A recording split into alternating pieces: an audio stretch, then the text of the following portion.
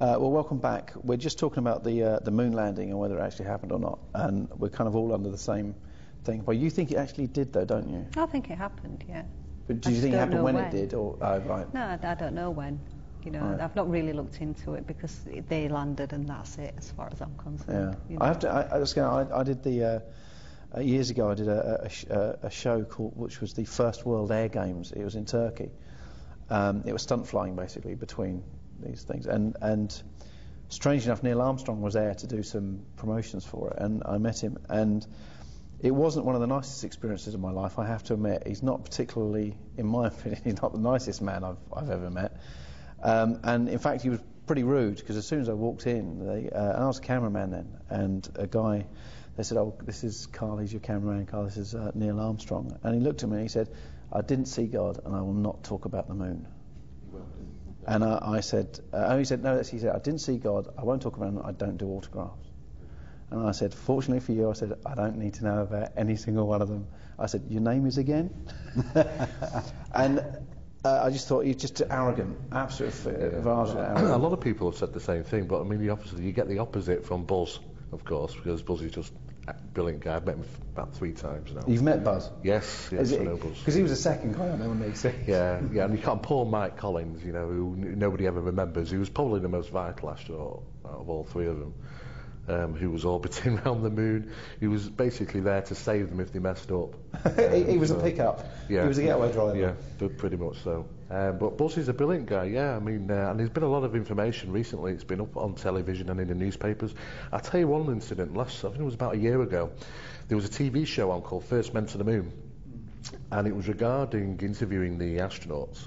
And Buzz was on there, and he was basically saying that how they were followed to the moon by UFOs, how they were followed back from the moon by UFOs, and how they photographed, and how they had to get NASA's control to substantiate where the rocket stages were, because these objects were very close to them, and literally monitored the whole journey there and back. And that went out on international television, went out worldwide. Now for me, when I first saw for instance, the Viking landed, you know, it made front page newspapers all over the world. You know? So I got up the following morning expecting to see this plastered over every single newspaper. Not a word in any of them. You know, and that just goes to show how people are quite willing to accept the fact now that we've been indoctrinated with the idea that, you know, oh, UFOs, yeah, we always knew them. But is there some sort of government control over newspapers, what they can and can't print over this particular Well, of course, thing? there's always some form of control over media to some degree. I mean, we've all heard stories about how things have not been aired or certain information has had to be changed, and of course they have the upper control. However, you know, there are some people that believe that there is a slow process of information coming out. The Ministry of Defence has started to release more and more of their UFO documents, you know, and they never would have done 15 years ago. You would get nobody even, you know, you talk to the MOD, they said UFOs don't exist. But now they say, oh, well, they may exist, there's just no national security risk. I mean, there are slow, you've got to see it through the stages, just as the Roswell incident, which I'm fed up of hearing about. I was going to ask you about because that, it just gets dug up, or it'll just never end, that one. But again, there's more information that's just come out now, and basically they're saying that they've found some company that analysed some metal structure from the Roswell incident, and they tried to fabricate it. And of course, it's just going to breathe new information into the case, and it's going to, you know, hit the media again. The unfortunate thing is that when you actually look through from, you know, you look for 15, 20 years through the Roswell incident, you'll see how the government have lied. Jumping into the subject for the last 4 or 5 years, you won't notice. You just say, oh, well, pretty much it was a closed case. They released information and said it was Project Mogul, which was some scientific balloon and instruments, and that's the end of that. But you forget all the other lies that they've said, such as people said they saw alien bodies there, and they said, oh, no, they were crash dummies. Well, crash dummies weren't manufactured till 1954, and Roswell was 1947, so you can see all the lies if you go back far enough, but a lot of people don't do enough research to see that.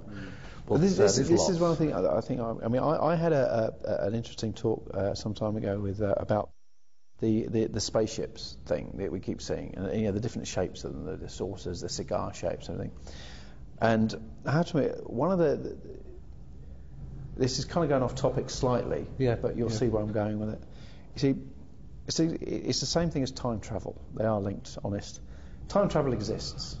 We know time travel exists because you can look up into the sky and you can still see a planet exploding that actually exploded 100,000 years ago. So you're actually looking back into time because it's taken that long for the light to get from that planet down to your eyes for you to see it. So therefore you are looking back in time to a degree. So therefore if you can enhance light, you can enhance time travel. If in its logic. So therefore if somebody has managed to do that from the future, are not these spaceships and these cigar-shaped saucers, are they not people from the future who are doing a bit of time travel back to have a look at us, but they actually can't interact? That's why they don't land, and that's why we don't really get this, loads of, because if they are all around, some would have crashed and we would have got I know we're going back to the Roswell thing a little bit here, but if that hadn't happened, surely we would have aliens popping out all over the place, because some of them would have crashed. They can't be that good. Well, this is it. I mean, this is the problem. I mean, initially people think because they're extraterrestrial, there must be heightened intelligence.